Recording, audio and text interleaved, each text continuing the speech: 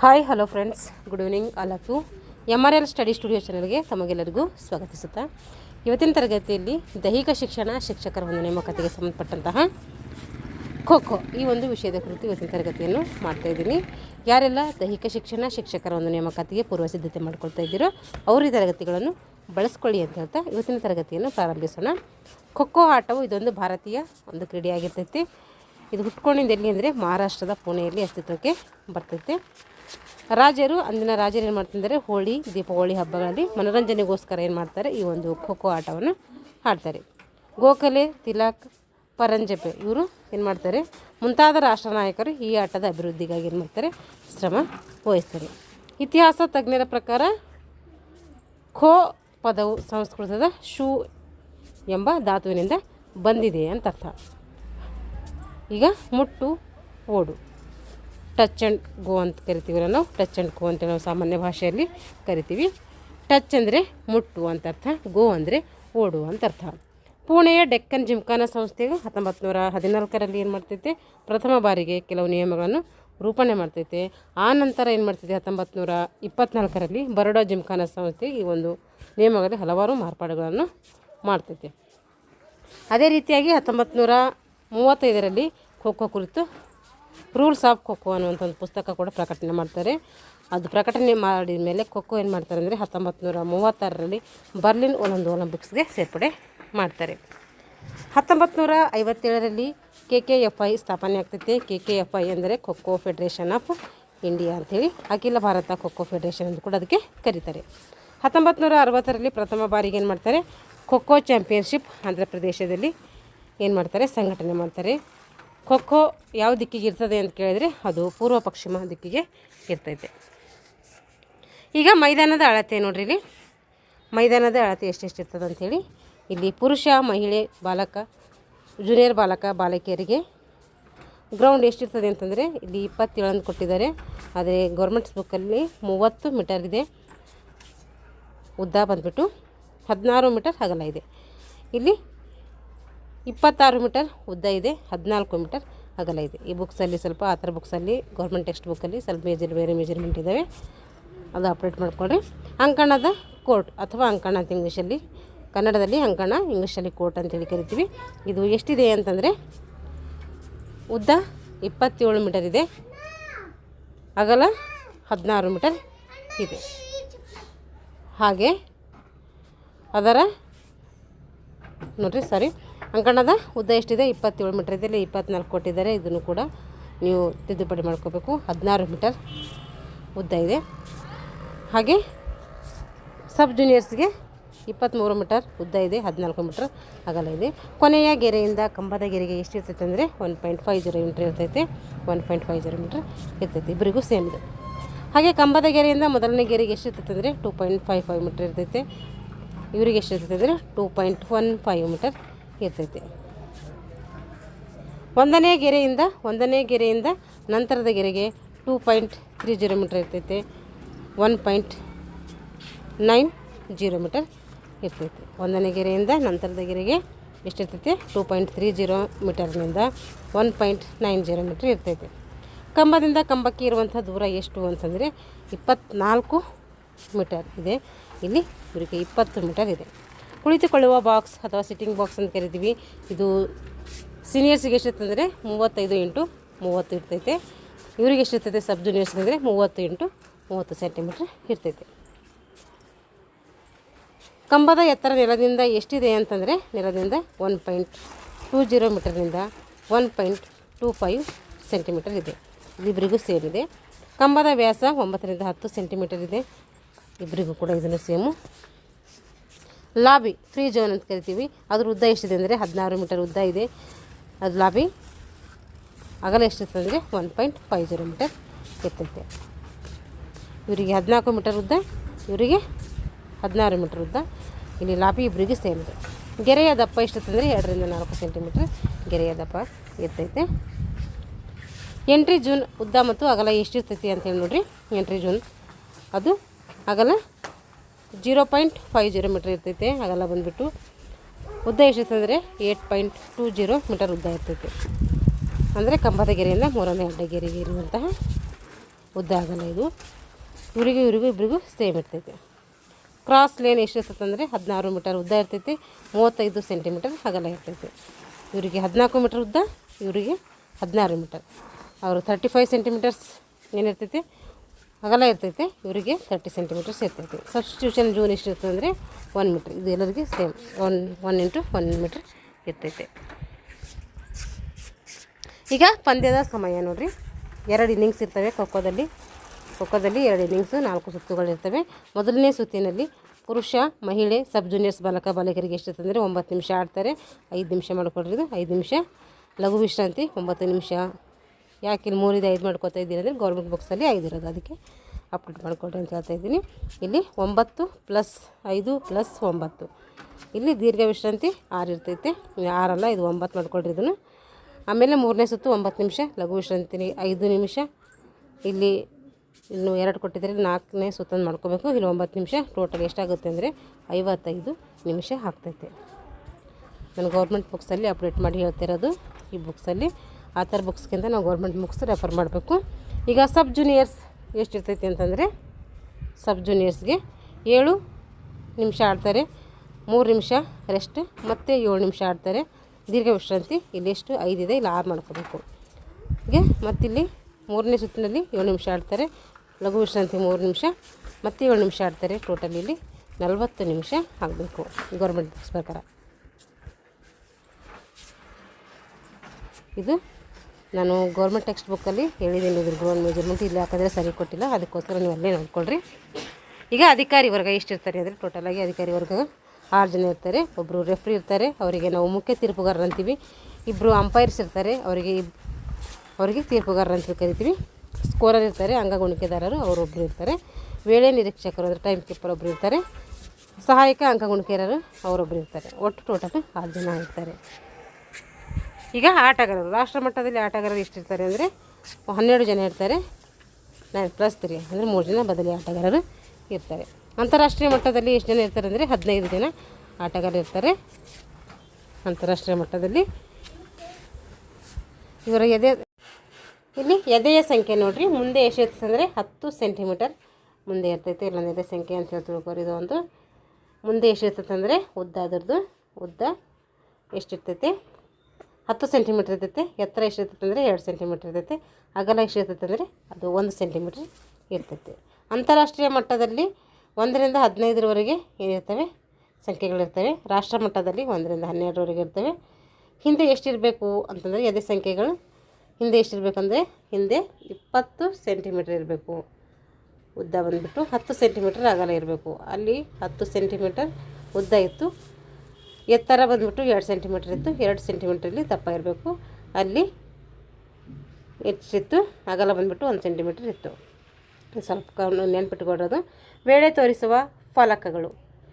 ವೇಳೆ ತೋರಿಸುವ ಫಲಕಗಳ ಎತ್ತರ ಎಷ್ಟಿರಬೇಕಂದ್ರೆ 2 ಸೆಂಟಿಮೀಟ್ರ್ ಇರಬೇಕು. 1 ರಿಂದ 8 ಸಂಖ್ಯೆಗಳಿರಬೇಕು. ಅಳತೆ ಎಷ್ಟಿರಬೇಕಂದ್ರೆ 30 × 20 ಸೆಂಟಿಮೀಟ್ರ್ ಇರಬೇಕು. ಜೊತೆಗೆ 30 ಸೆಂಟಿಮೀಟ್ರನ್ನ ಹ್ಯಾಂಡಲ್ನೊಂದಿಗೆ ಸಂಖ್ಯೆಗಳು ಕೂಡ ಇರಬೇಕು. ಇಲ್ಲಿ ಕಾರ್ಡ್ ಇದು ಎತ್ತರ ಎಷ್ಟಿರಬೇಕಂದ್ರೆ 7 ಸೆಂಟಿಮೀಟ್ರ್ ಇರಬೇಕು. ಅಗಲ 5 ಸೆಂಟಿಮೀಟ್ರ್ ಇರಬೇಕು. ಕೆಂಪು ಮತ್ತು ಹಳದಿ ಕಾರ್ಡ್ಗಳು ನಿರ್ಣಾಯಕ ಮತ್ತು ಮುಖ್ಯ ತೀರ್ಪುಗಾರರಲ್ಲಿ ಇರಬೇಕು. ಕಾರ್ಡ್ ಎತ್ತರ ಎಷ್ಟಿರಬೇಕಂದ್ರೆ 7 ಸೆಂಟಿಮೀಟ್ರ್ ಇರಬೇಕು. ಅಗಲ ಎಷ್ಟಿರಬೇಕಂದ್ರೆ 5 ಸೆಂಟಿಮೀಟ್ರ್ ಇರಬೇಕು. ಕೆಂಪು ಮತ್ತು ಹಳದಿ ಕಾರ್ಡ್ಗಳು ಮುಖ್ಯ ತೀರ್ಪುಗಾರನ್ನು ಹೊಂದಿರಬೇಕು. ಈಗ ಮುಖ್ಯ ನಿಯಮಗಳು ಅಂದರೆ ಖೋಖೋ ಯಾವ ರೀತಿ ಆಡಬೇಕು ಅನ್ನೋದು ಇಲ್ಲಿ ನೋಡೋಣ.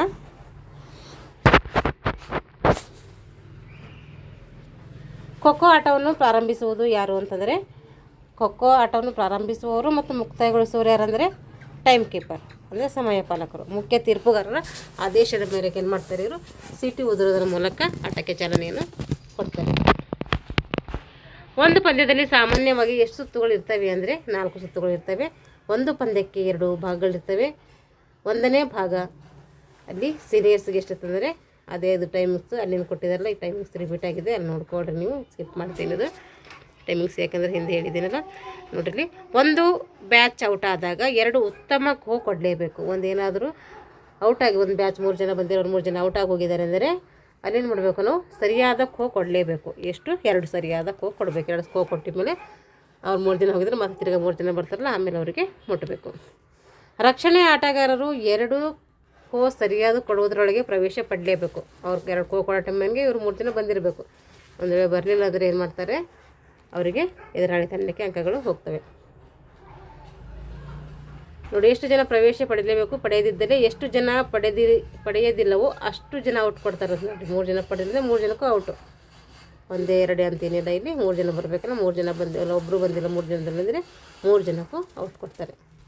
ಸಕ್ರಿಯ ದಾಳಿಗಾರ ಕಡ್ಡಾಯವಾಗಿ 1 ಖೋ ಹಾಕದೆ, ಏನು ಅವ್ರು ಖೋ ಮಾಡ್ತಾ ಇದ್ರಲ್ಲ ಅವ್ರು ಏನು ಮಾಡಬೇಕು, ಸಕ್ರಿಯ ದಾಳಿಗಾರ ಕಡ್ಡಾಯವಾಗಿ 1 ಖೋ ಹಾಕಿಯೇ ಮುಂದಿನ ಬ್ಯಾಚಿನ ಆಟಗಾರರಿಗೆ ಮುಟ್ಟುವ ಹಾಗಿಲ್ಲ. ಒಂದು ಹಾಕಿನ ಮೇಲೆ 1 ಖೋ ಕೊಟ್ಟಿನ ಮೇಲೆ ಮುಟ್ಟಬೇಕು. ಹಾಗೇನಾದರೂ ಮುಟ್ಟಲು ಹೋದರೆ ಮುಖ್ಯ ತೀರ್ಪುಗಾರ ಏನು ಮಾಡ್ತಾರೆ, ಖೋ ಕೊಡ್ಲಿಕ್ಕೆ ನಿರ್ದೇಶನ ಕೊಡ್ತಾರೆ. ಅಧಿಕ ಅವಧಿ ಕನಿಷ್ಠ ದಾಳಿಯಲ್ಲಿ ನಡೆಸುವಾಗ ಮುಖ್ಯ ತೀರ್ಪುಗಾರರು ಏನು ಮಾಡ್ತಾನೆ, ಇಲ್ಲಿ ವೇಳೆ ನಿಯಂತ್ರಕನಾಗಿ ಕೆಲಸ ಮಾಡ್ತಾನೆ. ಇಲ್ಲಿ ಅಲ್ಲಿ ಆಟ ಪ್ರಾರಂಭಿಸುವುದು ಮುಕ್ತಾಯಗೊಳಿಸುವುದು ಕೂಡ ಯಾರ್ದಂದರೆ ಇವ್ರದ್ದೇ ಆಗಿರ್ತೈತಿ. ಯಾರ್ದು, ತೀರ್ಪುಗಾರನದೇ. ವೇಳೆ ನೋಡಿಕೊಳ್ಳುವುದು ಮುಖ್ಯ ತೀರ್ಪುಗಾರನದೇ ಆಗಿರ್ತೈತಿ. ಆಟ ಪ್ರಾರಂಭ, ಮುಕ್ತಾಯ, ವೇಳೆ ನೋಡಿಕೊಳ್ಳುವುದು ಎಲ್ಲನೂ ಈ ಮುಖ್ಯ ತೀರ್ಪುಗಾರನದೇ ಕೆಲಸ ಆಗಿರ್ತದೆ. ಇಲ್ಲಿ ವೇಳೆ ನಿರೀಕ್ಷಕನಿಗೆ ಏನು ಕೆಲಸ ಇರೋದಿಲ್ಲ. ಸಹಾಯಕ ತೀರ್ಪುಗಾರರು ಅಂದರೆ ನಿರ್ಣಾಯಕರು ಹಳದಿ ಪತ್ರವನ್ನು ಮಾತ್ರ ತೋರಿಸ್ಬೋದು. ಸಹಾಯಕ ಅಸಿಸ್ಟೆಂಟ್ ಸ್ಕೋರ್ ಇರ್ತಾರಲ್ಲ, ಅವ್ರು ಏನು ಮಾಡ್ಬೋದು ಅಂತಂದರೆ ಹಳದಿ ಕಾರ್ಡ್ ಮಾತ್ರ ತೋರಿಸ್ಬೇಕು. ಅದು ಮುಖ್ಯ ತೀರ್ಪುಗಾರ ಗಮನಕ್ಕೆ ತರಬೇಕು, ಹಾಗೆ ತೋರಿಸಂಗಿಲ್ಲ. ಆಗ ಆಟಗಾರ ದುರ್ವರ್ತನೆ ಮುಂದುವರೆಸಿದಾಗ ಮತ್ತೆ ಹಳದಿ ಕಾರ್ಡ್ ತೋರಿಸಿದಾಗ, ಒಂದು ಪಂದ್ಯಾವಳಿಯಲ್ಲಿ ಏನಾದರೂ ಒಬ್ಬ ಕ್ರೀಡಾಪಟು 2 ಹಳದಿ ಕಾರ್ಡ್ ಏನಾದರೂ ಸೂಚನೆಗೆ ಒಳಗಾಗಿದ್ದಾನೆ ಅಂತಂದರೆ ಅದು ಕೆಂಪು ಕಾರ್ಡಿಗೆ ಸಮ ಅಂತ ಹೇಳಿ ತೀರ್ಮಾನಿಸಿ ಅವನೇನು ಮಾಡ್ತಾರೆ, ಆ ಪಂದ್ಯದಿಂದ ಹೊರಹಾಕ್ತಾರೆ. ಮುಖ್ಯ ತೀರ್ಪುಗಾರರು ಹಳದಿ ಮತ್ತು ಕೆಂಪು ಕಾರ್ಡ್ಗಳನ್ನು ತೋರಿಸ್ಬೋದು. ಮುಖ್ಯ ತೀರ್ಪುಗಾರರು ಮಾತ್ರ ತೋರಿಸ್ಬೋದು, ಆದರೆ ಸಹಾಯಕ ತೀರ್ಪುಗಾರರು ತೋರ್ಸೋಕ್ಕೆ ಬರೋದಿಲ್ಲ. ಅವ್ರು ಹಳದಿ ಕಾರ್ಡ್ ಮಾತ್ರ ತೋರಿಸ್ಬೇಕಾಗ್ತೈತಿ. ಹಾಗೆ ಏನಾದರೂ ಮುಂದುವರೆದರೆ ನೋಡ್ರಿ, ಮುಖ್ಯ ತೀರ್ಪುಗಾರರು ಹಳದಿ ಕಾರ್ಡು ಮತ್ತು ಕೆಂಪು ಕಾರ್ಡನ್ನು ತೋರಿಸ್ಬೋದು.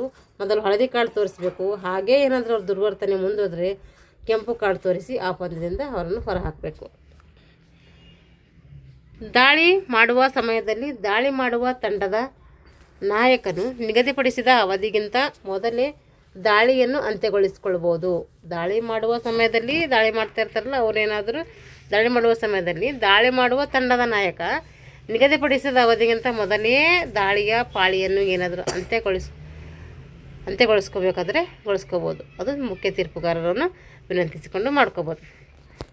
ರಕ್ಷಣೆ ಆಟಗಾರ ಚೌಕದಲ್ಲಿ ಕುಳಿತಿರುವ ದಾಳಿಗಾರನು ಆಟ ನಡೆದ ಸಂದರ್ಭದಲ್ಲಿ ಮುಟ್ಟಿದರೆ, 1 ಬಾರಿ ಮುಟ್ಟಿದರೆ ಸೂಚನೆ ಕೊಡ್ತಾರೆ. ಏನಾದರೂ 2ನೇ ಬಾರಿಗೂ ಅದೇ ರೀತಿ ಮಾಡಿದರೆ ಔಟ್ ಅಂತೇಳಿ ಏನು ಮಾಡ್ತಾರೆ, ಪರಿಗಣನೆಗೆ ತೆಗೆದುಕೊಳ್ತಾರೆ. ಯಾರು, ಮುಖ್ಯ ತೀರ್ಪುಗಾರರು. ದಾಳಿಗಾರನು ಖೋ ಪಡೆದ ಮೇಲೆ ಅವನು ಏನಾಗ್ತಾನೆ, ಪ್ರತಿಯೊಬ್ಬ ದಾಳಿಗಾರನು ಖೋ ಪಡ್ಕೊಂಡ್ರೆ ಸಕ್ರಿಯ ದಾಳಿಗಾರನಾಗ್ತಾನೆ. ನಾಣ್ಯ ಚಿಮ್ಮುವಿಕೆ ಕೆಲಸ ಯಾರ್ದು ಇಲ್ಲಿ ಅಂತಂದರೆ ಮುಖ್ಯ ತೀರ್ಪುಗಾರದು.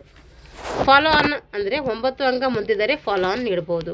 ತಂಡದ ನಾಯಕನು ಏನಾದರೂ ಒಪ್ಪಿದರೆ 6, 7, 8 ಅಂಕಗಳು ಮುಂದಿದ್ದರೂ ಕೂಡ ಫಾಲೋ ಆನ್ ಪಡ್ಕೋಬೋದು. ಪಂದ್ಯ ಮುಗಿದಾಗ ಫಲಿತಾಂಶ ಎಲ್ಲರ ಅಂಕಿತವನ್ನು ಹಾಕಿ ಮುಖ್ಯ ತೀರ್ಪುಗಾರ ಏನು ಮಾಡಬೇಕು, ಫಲಿತಾಂಶ ಪ್ರಕಟಣೆ ಮಾಡಬೇಕು. ಅಂಕ ಗುಣಿಕೆದಾರರು ಮಧ್ಯಂತರ ಅಂಕಗಳ ಬಲಾಬಲವನ್ನು ಸಂಘಟಕರಲ್ಲಿ ಕಳಿಸಲು ಮುಖ್ಯ ತೀರ್ಪುಗಾರರ ಅಂಕಿತದೊಂದಿಗೆ ಕಳಿಸಬೇಕು. ಪೋಲ್ ಕಿಕ್ ಮಾಡಿದರೆ ಏನಾಗ್ತದೆ, ಫಾಲ್ ಆಗ್ತದೆ ಅಂತ ಹೇಳಿ ಕೊಟ್ಟಿದ್ದಾರೆ. ಅದ್ರ ಪೋಲ್ ಕಿಕ್ ಮಾಡ್ಬೋದು. ನೋಡೋಣ, ಇದು ನಾನು ಇನ್ನೊಂದು ಸರಿ ಕ್ರಾಸ್ ವೆರಿಫಿಕೇಷನ್ ಮಾಡ್ತೀನಿ. ಇವಾಗ ಪಂದ್ಯ ಸಮ ಅಥವಾ ಟೈ ಡ್ರಾ. ಲೀಗ್ ಮಾದರಿಯ ಪಂದ್ಯದಲ್ಲಿ ಸಮವಾದಾಗ, ಲೀಗ್ ಮಾದರಿ, ನಾಕೌಟ್ ಮಾದರಿ ಈ ರೀತಿ ಬರ್ತಾವಲ್ಲ, ಆ ಒಂದು ಲೀಗ್ ಮಾದರಿಯ ಪಂದ್ಯದಲ್ಲಿ ಏನಾದರೂ ಪಂದ್ಯ ಸಮ ಆಯಿತು ಅಂದರೆ 2 ತಂಡಗಳಿಗೆ 1 ಅಂಕ ಏನು ಮಾಡ್ತಾರೆ, ನೀಡ್ತಾರೆ. ಗೆದ್ದ ತಂಡಕ್ಕೆ 2 ಅಂಕ ಸಿಗ್ತೈತಿ, ಸೋತ ತಂಡಕ್ಕೆ ಏನು ಸಿಗಲ್ಲ ಅಂತ ಅರ್ಥ, 0 ಸಿಗ್ತೈತಿ ಅಂತ ಅರ್ಥ. ಇವಾಗ ನಾಕೌಟ್ ಮಾದರಿಯಲ್ಲಿ ಏನಾದರೂ ಪಂದ್ಯಗಳು ಸಮ ಆದರೆ ಅವಾಗ ಏನು ಮಾಡಬೇಕು ಅಂತಂದರೆ, 2 ಇನ್ನಿಂಗ್ಸ್ ಅಂಕಗಳು ಸೇರಿ 2 ತಂಡಗಳು ಸಮಗೊಂಡಾಗ 3ನೇ ಭಾಗದ ಆಟವನ್ನು 2 ತಂಡಗಳು 1 ಬಾರಿ ದಾಳಿ ಮಾಡಿ 1 ಬಾರಿ ಏನು ಮಾಡಬೇಕು, ರಕ್ಷಣೆ ಮಾಡಬೇಕು. ಅಧಿಕ ಇನ್ನಿಂಗ್ಸ್ ಮುಖ್ಯ ತೀರ್ಪುಗಾರನ್ನು ಘೋಷಿಸುತ್ತಾರೆ. ಅಧಿಕ ಇನ್ನಿಂಗ್ಸ್ ಯಾರು ಘೋಷಣೆ ಮಾಡ್ತಾರೆ ಅಂದರೆ ಮುಖ್ಯ ತೀರ್ಪುಗಾರರು ಮಾಡ್ತಾರೆ. ಸಮಯ ಒಂದು ಸರದಿಯ ಸಮಯ ಆ ವಿಭಾಗಗಳಿಗೆ ತಕ್ಕಂತೆ ಇರ್ತೈತೆ. ಇಲ್ಲಿ 3ನೇ ಸರದಿಗೆ ಮತ್ತೊಮ್ಮೆ ನಾಣ್ಯ ಚಿಮ್ಮಬೇಕಾಗಿಲ್ಲ. ಮೊದಲ ನಾಣ್ಯದ ಪ್ರಕಾರನೇ ಏನು ಮಾಡ್ಬೋದು, ಆಟವನ್ನು ಆಡ್ಬೋದು. ಇಲ್ಲಿಯೂ ಏನಾದರೂ ಸಮನಾದರೆ ಮಿನಿಮಮ್ ಚೇಸ್ ಅಥವಾ ಮಿತವಾದ ದಾಳಿ ಕೊಡ್ತಾರೆ, ಅಥವಾ ಕನಿಷ್ಠ ದಾಳಿ, ಮಿತವಾದ ದಾಳಿ, ಮಿನಿಮಮ್ ಚೇಸ್ ಅಥವಾ ಕನಿಷ್ಠ ದಾಳಿ 3ನೇ ಸರದಿಯಲ್ಲಿ ಎರಡೂ ತಂಡಗಳು ಸಮವಾದ ಅಂಕಗಳೇನಾದರೂ ಪಡೆದಿದ್ದರೆ ಆಗ ಮಿತವಾದ ದಾಳಿ ನೀಡುವುದು. ಇಲ್ಲಿ 3 ರಕ್ಷಣೆ ಆಟಗಾರರು ಒಳಗೆ ಬರಬೇಕು. ಆಕ್ರಮಣ ಆಟಗಾರ ತಂಡವು ಮೊದಲ ಅಂಕವನ್ನು ಪಡೆದ ತಕ್ಷಣವೇ ಸಮಯವನ್ನು ನೋಡಬೇಕು, ಇಲ್ಲಿ ದಾಖಲು ಮಾಡ್ಕೋಬೇಕು. ಅದೇ ರೀತಿ ಎದುರಾಳಿ ತಂಡಕ್ಕೂ ಅವಕಾಶ ಇಲ್ಲಿ ನೀಡಬೇಕು. ಯಾರು ಇದರಲ್ಲಿ ಕಡಿಮೆ ಸಮಯದಲ್ಲಿ ಔಟ್ ಮಾಡುತ್ತಾರೋ ಅವರೇ ಜಯಶಾಲಿ ಎಂದು. ಒಂದು ವೇಳೆ ಮೊದಲು ಮುಟ್ಟಿದ ನಂತರ ತಂಡದ ಸಮಯದೊಳಗೆ ಏನಾದರೂ ಮುಟ್ಟದಿದ್ದರೆ 30 ಸೆಕೆಂಡ್ ಹೆಚ್ಚಾದ ನಂತರ ಸುತ್ತನ್ನು ಇಲ್ಲಿ ಮುಕ್ತಾಯಗೊಳಿಸಬೇಕು. ಹೀಗೆ ಈ ರೀತಿ 30 ಸೆಕೆಂಡ್ ಒಳಗೆ ಏನು ಮಾಡಬೇಕು, ಆಟ ಆಡಿಸ್ತಲೇ ಹೋಗಬೇಕು. ಆಟಕ್ಕೆ ತಡೆ. ಪಂದ್ಯಗಳು ಯಾವುದೇ ಕಾರಣಗಳಿಂದ ಅಪೂರ್ಣಗೊಂಡಾಗ ಅವಧಿಗನುಗುಣವಾಗಿ, ಅಂದರೆ ಆ ಪಂದ್ಯವು ಅಪೂರ್ಣವಾದ ಅವಧಿಯಲ್ಲಿ ಅಪೂರ್ಣಗೊಂಡ ಆ ಸುತ್ತನ್ನು ಮಾತ್ರ ಏನು ಮಾಡಬೇಕು, ಆಡಿಸಬೇಕು. ಮೊದಲಿನಿಂದ ಇಲ್ಲಿ ಅಧಿಕಾರಿಗಳಾಗಲಿ ಆಟಗಾರರಾಗಲಿ ಏನಾಗಿಲ್ಲ, ಬದಲಾಗುವ ಹಾಗಿಲ್ಲ. ಯಾವುದೇ ತೊಂದರೆಗಳಿಂದ ಪಂದ್ಯವು ಆ ಸೀಸನ್ನಲ್ಲಿಯೇ ಮುಗಿಯದಿದ್ದರೆ ಅಂತಹ ಪಂದ್ಯವನ್ನು ಏನು ಮಾಡ್ತಾರೆ, ಮೊದಲಿನಿಂದ ಪೂರ್ತಿಯಾಗಿ ಮರುಪಂದ್ಯ ಆಡಿಸಬೇಕು. ಅಲ್ಲಿ ಆಟಗಾರರು ಮತ್ತು ಕ್ರೀಡಾಧಿಕಾರಿಗಳು ಬದಲಾವಣೆ ಆಗ್ಬೋದು. ಲಾಬಿ ಪಾಠಶಾಲೆ ನೋಡ್ರಿ, ಲಾಬಿ ಪಾಠಶಾಲೆ ಅಂತೇಳಿ ಆಟದ ಮೈದಾನದ ಸುತ್ತಲೂ ಏನು ಮಾಡ್ತಾರೆ, 1.50 ಮೀಟರ್ ಅಂತರದಲ್ಲಿ ಸುತ್ತಲೂ ಗುರುತಿಸುವ ಒಂದು ಗೆರೆಗೆ ಅಂತೀವಿ ಲಾಬಿ ಅಂತೇಳಿ ನಾವು ಕರಿತೀವಿ. ದಾಳಿಗಾರರು ಅಂದರೆ ಯಾರು ಅಂತಾರೆ, ಅಂಕಣದ ಚೌಕದಲ್ಲಿ ಕುಳಿತಿರುವಂಥ 8 ಮಂದಿ ಆಟಗಾರರಿಗೆ ಅಂತೀವಿ ನಾವು ದಾಳಿಗಾರರು ಅಥವಾ ಮುಟ್ಟುವವರು ಅಂತೇಳಿ ನಾವು ಕರಿತೀವಿ. ಅವರಿಗೆ ಚೇಜರ್ಸ್ ಅಂತ ಕೂಡ ನಾವು ಕರಿತೀವಿ, ಯಾಕಂದರೆ ಚೇಜ್ ಮಾಡ್ತಾ ಇರ್ತಾರಲ್ಲ ಹಾಗಾಗಿ. ಸಕ್ರಿಯ ದಾಳಿಗಾರರು ಯಾರು ಅಂದರೆ, ಎದುರಾಳಿ ರಕ್ಷಣೆಗಾರರನ್ನು ಮುಟ್ಟಲು ಪ್ರಯತ್ನಿಸುವ 9ನೇ ಆಟಗಾರನಿಗೆ ಸಕ್ರಿಯ ದಾಳಿಗಾರ ಅಂತೇಳಿ ನಾವು ಕರಿತೀವಿ. ಅಥವಾ ದಾಳಿಗಾರ ಖೋ ಪಡೆದ ನಂತರ ಸಕ್ರಿಯ ದಾಳಿಗಾರ ಆಗ್ತಾನೆ. ಓಡುವವರು ಅಂದ್ರೇನು, ಅಂಕಣದಲ್ಲಿ ಕುಳಿತು ಮುಟ್ಟುವವರು ಮತ್ತು ಸಕ್ರಿಯ ದಾಳಿಗಾರನ್ನು ಹೊರತುಪಡಿಸಿದಂತಹ ಎದುರಾಳಿ ತಂಡಕ್ಕೆ ಓಡುವವರಿಗೇನಂತೀವಿ, ಹೊರಗಡೆ ಕೂತ್ಕೊಂಡಿರ್ತಾರಲ್ಲ 9 ಜನ, ಅವರಿಗೇನಂತೀವಿ ಓಡುವವರು ಅಂತೇಳಿ ಕರಿತೀವಿ. ಹಾಗಾದರೆ ರಕ್ಷಣೆಗಾರರು ಅಂದ್ರೇನು, ಆಟ ಪ್ರಾರಂಭವಾದಾಗ ಅಂಕಣದಲ್ಲಿ 3 ಜನ ಏನಿರ್ತಾರಲ್ಲ ತಪ್ಪಿಸ್ಕೊಳ್ಳೋರಿಗೆ ಅವರಿಗೆ ರಕ್ಷಣಾ ಆಟಗಾರರು ಅಂತೇಳಿ ಕರಿತೀವಿ. ಹಾಗೂ ಹೊರಗುಳಿದ ಆಟಗಾರರಿಗೆ ನಾವು ಓಡುವವರು ಅಂತೇಳಿ ಸಾಮಾನ್ಯವಾಗಿ ಕರಿತೀವಿ. ಇವಾಗ ಪ್ರಶಸ್ತಿಗಳು ನೋಡಿರಿ. ಅರ್ಜುನ್ ಪ್ರಶಸ್ತಿ ಕ್ರೀಡಾಪಟುಗಳಿಗೆ ಏನು ಮಾಡ್ತಾರೆ, ಅರ್ಜುನ್ ಪ್ರಶಸ್ತಿ ಕೊಡ್ತಾರೆ. ಇದು ಭಾರತ ಸರ್ಕಾರ ಕೊಡ್ತೈತೆ. ಏಕಲವ್ಯ ಪ್ರಶಸ್ತಿ ರಾಜ್ಯ ಸರ್ಕಾರ ಕೊಟ್ಟರೆ, ಅರ್ಜುನ್ ಪ್ರಶಸ್ತಿ ಭಾರತ ಸರ್ಕಾರ ಕೊಡ್ತಾರೆ. ಏಕಲವ್ಯ ಪ್ರಶಸ್ತಿ ಪುರುಷರಿಗೆ ಕೊಡ್ತಾರೆ. ಮಹಿಳೆಯರಿಗೆ ಯಾವುದು ಕೊಡ್ತಾರೆ ಅಂದರೆ ಝಾನ್ಸಿ ರಾಣಿ ಲಕ್ಷ್ಮೀಬಾಯಿ ಪ್ರಶಸ್ತಿ ಕೊಡ್ತಾರೆ. 18 ವರ್ಷದ ಕೆಳಗಿನ ಯುವಕರಿಗೆ ವೀರ ಅಭಿಮಾನಿ ಪ್ರಶಸ್ತಿ ಕೊಡ್ತಾರೆ. 16 ವರ್ಷದ ಬಾಲಕಿಯರಿಗೆ ಯಾವುದು ಕೊಡ್ತಾರೆ ಅಂದರೆ ಜಾನಕಿ ಪ್ರಶಸ್ತಿ ಕೊಡ್ತಾರೆ. 14 ವರ್ಷದೊಳಗಿನ ಬಾಲಕರಿಗೆ ಭಾರತ ಪ್ರಶಸ್ತಿ ಕೊಡ್ತಾರೆ. 14 ವರ್ಷದೊಳಗಿನ ಬಾಲಕಿಯರಿಗೆ ಇಲಾ ಪ್ರಶಸ್ತಿ ಕೊಡ್ತಾರೆ. ದಕ್ಷಿಣ ವಲಯದ ಪುರುಷರಿಗೆ ಮದಕರಿ ನಾಯಕ ಪ್ರಶಸ್ತಿ ಕೊಡ್ತಾರೆ. ದಕ್ಷಿಣ ವಲಯದ ಮಹಿಳೆಯರಿಗೆ ಒನಕೆ ಓಬವ್ವ ಪ್ರಶಸ್ತಿ ಕೊಡ್ತಾರೆ. ದಕ್ಷಿಣ ವಲಯದ 14 ವರ್ಷದೊಳಗಿನ ಬಾಲಕರಿಗೆ ಧ್ರುವ ಪ್ರಶಸ್ತಿ ಕೊಡ್ತಾರೆ. ದಕ್ಷಿಣ ವಲಯದ 14 ವರ್ಷದೊಳಗಿನ ಬಾಲಕರಿಗೆ ರಾಣಿ ರುದ್ರಮ್ಮ ಪ್ರಶಸ್ತಿ ಕೊಡ್ತಾರೆ. ಖೋ ಖೋ ಆಟದಲ್ಲಿ ಸಂಘಟಿಸಲ್ಪಡುವ ಚಾಂಪಿಯನ್ಶಿಪ್ಗಳು ನೋಡ್ರಿ. National championship, junior national championship, school championship, sub junior national championship, primary mini school championship, national women championship, federation of kho kho ಪಂದ್ಯಾವಳಿ, all India inter university championship. ಈಗ ಅರ್ಜುನ್ ಪ್ರಶಸ್ತಿ ಪಡೆದ ಆಟಗಾರರು ಖೋಖೋದಲ್ಲಿ ನೋಡಿರಿ. ನೀಲಿಮಾ ರೋಲ್ಕರ್ 1974ರಲ್ಲಿ ಪಡ್ಕೋತಾರೆ. ಶ್ರೀರಂಗ ಇನಾಮ್ದಾರ್ ಮತ್ತು ಉಷಾ ನಾಗರ್ಕರ್ 1975ರಲ್ಲಿ ಪಡ್ಕೋತಾರೆ. ಎಸ್ ರಾಮಚಂದ್ರ 1970ರಲ್ಲಿ ಪಡ್ಕೋತಾರೆ. ಶೇಖರ್ ಧಾರ್ವಾಡ್ಕರ್ ಮತ್ತು ಅಚಲಡಿ ಇವರು ಪಡ್ಕೋತಾರೆ. ಇವರೆಲ್ಲ ಅರ್ಜುನ್ ಪ್ರಶಸ್ತಿ ಪಡೆದವರು. ಈ ರೀಸೆಂಟ್ ಆಗಿದ್ದರದ್ದು ನೆನ್ಪಿಟ್ಕೊಳ್ರಿ, ಹೊಸಬದ್ದು ಏನು ನೆನ್ಕೋಬೇಕಿಲ್ಲ. ಈ ಕರ್ನಾಟಕದ್ರದ್ದು ನೆನ್ಪಿಟ್ಕೊಳ್ರಿ. ಕರ್ನಾಟಕದ ಇಂಪಾರ್ಟೆಂಟು ಯಾರು, ಎಸ್ ಪ್ರಕಾಶ್ ಇವರು ಕೂಡ ಅರ್ಜುನ್ ಪ್ರಶಸ್ತಿ ಪಡ್ಕೋತಾರೆ 1984ರಲ್ಲಿ. ಈಗ ಶೋಭಾ ನಾರಾಯಣ್ ಕರ್ನಾಟಕದವರು, ಇವರು ಕೂಡ ಅರ್ಜುನ್ ಪ್ರಶಸ್ತಿ ಪಡ್ಕೊಳ್ತಾರೆ. ಈಗ ಕೆಲವು ಸ್ಕಿಲ್ಗಳು ಬರ್ತವೆ. ಇದರಲ್ಲಿ ತಪ್ಪಿಸಿಕೊಳ್ಳುವ ಸ್ಕಿಲ್ಗಳು ಯಾವ್ಯಾವ ನೋಡ್ರಿ. ಇಲ್ಲಿ single chain, double chain, 3-6 on 3-6 ಆಯಿತು. 3-6 of 1, 3-3 1 of chain, short ring, medium ring, long ring. ಇವೆಲ್ಲ ಏನು ಮೀಡಿಯಮ್ ರಿಂಗ್, ಲಾಂಗ್ ರಿಂಗ್ ಇವೆಲ್ಲ ಏನು ತಪ್ಪಿಸಿಕೊಳ್ಳುವಂಥ ಒಂದು ಸ್ಕಿಲ್ಗಳು. ಇವೆಲ್ಲ ಸ್ಕಿಲ್ ಪ್ರಾಕ್ಟಿಕಲಾಗಿ ಮಾಡಿದ್ರೆ ಗೊತ್ತಾಗ್ತದೆ. ಇವಾಗ ನಮಗೆ ಎಕ್ಸಾಮಲ್ಲಿ ಏನು ಕೇಳಲ್ಲ, ಕೇಳ್ಬೋದು, ಕೇಳೋಕ್ಕಂತ ಹೇಳೋಕ್ಕೂ ಆಗೋದಿಲ್ಲ. ಯಾಕೆಂದರೆ ಈ ಸ್ಕಿಲ್ ಯಾವ ಒಂದು ಕ್ರೀಡೆಯಲ್ಲಿ ಬರ್ತದೆ ಅಂತ ಈ ರೀತಿ ಹಿಂದೆ ಎಲ್ಲ ಕ್ವಶನ್ ಪೇಪರಲ್ಲಿ ಬಂದಿದೆ, ನೆನ್ಪಿಟ್ಕೊಳ್ರಿ. ಯಾವುದಕ್ಕೂ ದಾಳಿಗಾರರ ಕೌಶಲ್ಯಗಳು ನೋಡಿರಿ. ಬೈಕ್ ಹೊಡೆದು ಒಂದು ಬೈಕು ಅಂತೀವಿ. Chain heel touch, cross touch, fake and kho, pole dive, taking the direction. ಇಷ್ಟು ದಾಳಿಗಾರನ ಕೌಶಲ್ಯಗಳಾಗಿರ್ತವೆ. ಇಷ್ಟು ಖೋಖೋದ ಬಗ್ಗೆ ಸಂಕ್ಷಿಪ್ತವಾಗಿ ನಾವು ತಿಳ್ಕೊಂಡಿದ್ವಿ. ಮುಂದಿನ ತರಗತಿಯಲ್ಲಿ ಈ ಖೋಖೋದ ಮೇಲೆ ಪ್ರಶ್ನೋತ್ತರಗಳು ತಿಳ್ಕೊಳ್ಳೋಣ ಅಂತ ಹೇಳ್ತಾ ಇಲ್ಲಿಗೆ ಈ ತರಗತಿಯನ್ನು ಮುಗಿಸ್ತಾ ಇದ್ದೀನಿ. ಎಲ್ಲರಿಗೂ ಧನ್ಯವಾದಗಳು.